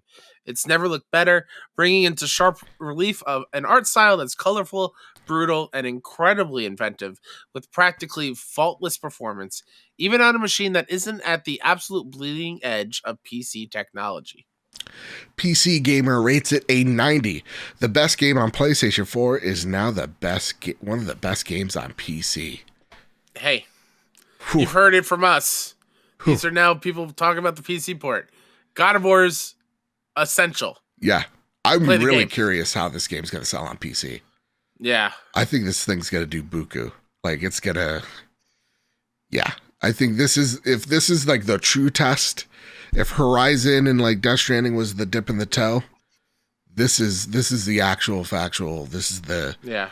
The thing that they need to get reassured of, like, oh shit, this platform is something else for giving second life to our game. So, and awesome. Now that it's on PC, I would like to institute a new segment of the show. A parlay? Where each week we go and look up the best God of War mod and see what's going on in that community, because I am so curious. Oh my God, yes. Absolutely. Dude, I can't wait till I play this game on a Steam Deck like an idiot. Oh my God, yes. Absolutely. Oh my gosh. All right, or Vita 3. Yeah. Remember, the Vita died, so the Switch may live. Vita 3, you know something about the second one? What? Well, the Switch was Vita 2. Oh, that's fair. And this is now the one we actually wanted. Well, not like it's the closest thing we're gonna get to the thing we actually wanted. I gotcha. All right, now it's time that we end the show the way we always do, with a bit of the Sony Pony Express. Hop on board, Kyle. Yeah! Drellish writes to Kyle and Joe, how do you guys plan to appeal and grow your international audience more, say Europe? Well, I think you just saw it 10 minutes ago. The bleeping earlier didn't help. I was going to do it again. Don't test me, Kyle. I'll do it. What are some of the differences you are noticing compared to the American and European audiences when it comes to games and genres? In what audience do you see the most potential for growth? Also, do you naturally, as Kyle and Joe, appeal more to a specific culture or mindset? Hispanic / French American or American to Italian? Other than love for all things PlayStation, what are some things that we all have in common as a community, i.e. our Discord? Are you trying to focus group us? Yeah. What are you trying to do here, huh? Huh? I see what you're doing. Trying to cater my audience to the French. Sacre bleu. Oh my god. I can't wait to see the what number we are in the French charts next week. Bottom of the barrel. As far as like the differences between the two, yeah, the only differences I see are the same I see when it comes to like sports, right? Like Europeans are more into soccer or football. Ah, football. And racing, like F1 racing. We sound like such douchebags. I'm sorry. Yeah. But no, like those are the only differences I see. I feel like I feel like both audiences play most of the same things that we play, and they're also just as big and over across the pond. Yeah. As far as the other side, the community aspect, like I feel like everyone here that partakes, chill, loving, kind, welcoming. Yep. Those are some of the things that make me super happy about the community. So, yeah, I don't know about the culture. I just talk about things I love. There's really nothing more to it. Yeah. When it comes to like I'm not talking about, I don't know, the Louvre to appeal to the French. I think I lost every French person out there with. I wasn't even sacre bleu. I don't even know what it means. I had brie cheese once. But like when it comes to like, I think Drellish, you're from Germany, so like, and I hit my mic twice. I apologize. But like to me, I'm not, I'm not thinking of anything different. I'm just talking about my love of PlayStation, and hopefully that transitions over. When it comes to the culture and mindset, we want to have a not. Positive, I hate it. It's such an overused term. Sure. It's like we want to build a positive community. It's like everybody wants a community that's nice, but I want it to be thoughtful. And I think that's the word that we constantly misplace with positive. I want a thoughtful audience. And I think we really do have that because we're incredibly thoughtful of each other and our feelings and all that. So absolutely. Yeah. There you go. Yep. And also, of like how you think, believe, and all that stuff. I want to respect it as be as inclusive as possible. Yeah, and true inclusive, like not just saying it, but actually doing it. You may think totally different than me, and I'm totally fine with that. That's cool. As long as we respect each other, that's fine by moi. Next question comes from Yuna. Hey guys, what is the go-to difficulty for games you play for the first time? Do you start on normal and then switch the difficulty up or down if it gets too easy? Also, for the Forbidden West spoilers out there in the wild, I suggest mute every word that you could think of that's related to Horizon, as eBay. Sorry. That's what it is. My bad. Autocorrect gets to everyone. And my dumb brain will read it. The best way not to get spoiled, and yet the algorithm system sucks, so be careful out there, guys. Thank you so much, Yuna. Include also misspelling of words. Yep. So put zeros in Horizon. Yes. Get it? Cover all your bases. That's what I did for Endgame. I had like a list that was like 200 things long. It sucks for me since I balance so many social media platforms that again, I can't be emotionally attached to spoilers. Sure. It's going to happen. So, yeah. For me, in terms of like the difficulty of games, I have the hottest of all hot takes, Kyle. Uh-oh. You ready? Yeah, I'm ready. Normal. Yeah, same. It's how the game is supposed to be made. That's the thing that they have in mind. That's the gold path. Mm-hmm. That is, we talk about like easy mode in games, and we just do like the paint by the numbers bullcrap. It's not a good, thoughtful, compelling conversation one bit. It's just like, I feel like it should, and I want to force the developer the way I think, and how they create needs to be funneled through my ideology. I really hate that. Knock it off. Like when we talk about From Software, guess what? From Software is never going to have an easy mode. Never. We need to move along. It's I feel like that's pointed at me. I've never said easy mode. No, okay. no. Just in Twitter in general. Because I hate when people are like, this game, all games should have easy mode. Damn it. And it's like, no. It's what the developer's envisioning. They're making the painting, not you. You sit down and consume it or don't consume it. Just don't dictate what the developer should do. Encourage them, but don't dictate it. I hate like definitives of things. I think the only asterisk there would be to have the options to make playing the game easier for those that need it. Yes, but also understand that those tools are right now expensive to implement. Oh, I get that. Yeah. Absolutely. So encourage, that's why I'm like, encourage it. Like Forza Horizon. It's a great way of encouraging folks to go, look at this stuff is really awesome and it brings new people in here. But some dev teams can't or aren't allotted that funding to go ahead and do that thing, or breaks a core principle of their game that they've made and are 1 or 2 years out. And again, this is such a problem even for me, a layman, I don't have the answers to, so I can't coach you through it. But I know that there are, consulting teams out there to help people, as I drop my pen, go through the process. But when I am playing a game and when I'm looking for a review of the game, and I'm really looking for, you're playing it on normal. Whatever the standard that they set out in front of you, that's the way and the what they've put the most time into, right? So that is going to be the gold standard of how the game should be experienced.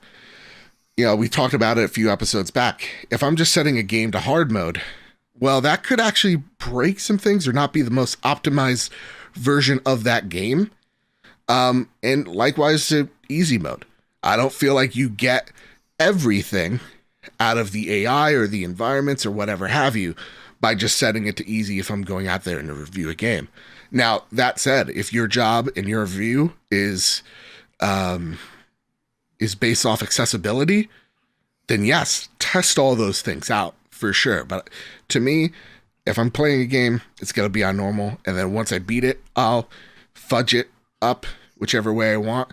And if it's in a review, I would just like it for reviews to go, hey, I play this on easy or play this on normal, so that I get all the information I can out of it. Yeah, I usually also play on normal. I'm notorious for hating games with trophies that are difficulty based.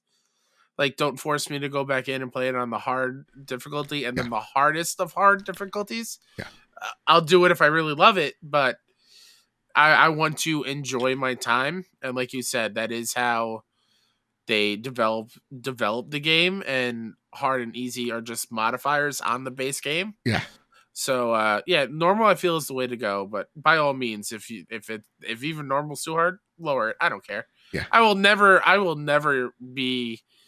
look down at you because you play an easy for a game. No, you play whatever you want to play. Yeah. And the reason why I talk through so much passion about this subject is because we often, we really do speak in like definitives. This is it and nothing else. Like, we put out a thing on Twitter, like red pill, blue pill. And that tweet got, as popular as it was, got a little out of hand. Cause like some people are like, Bloodborne is trash and it's a bad game. And those developers should feel, it's like, Jesus. I hate when people literally go, this game's shit. This game's bad.